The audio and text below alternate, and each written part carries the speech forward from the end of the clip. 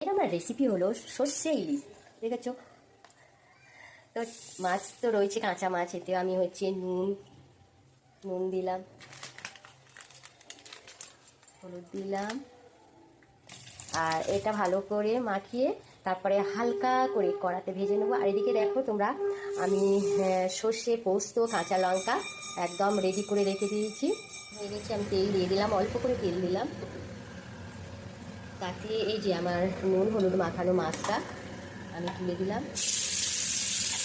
হালকা করে ভাজবো। তোমাদের দাদা ভাই আবার একটু ইলিশ মাছটাকে একটু হালকা ভাজা খেতে ভালোবাসে।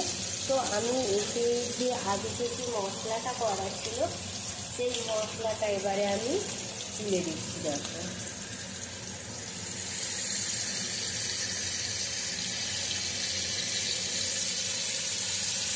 দেখো আমার সর্ষে ইলিশ কমপ্লিট হয়ে গেছে।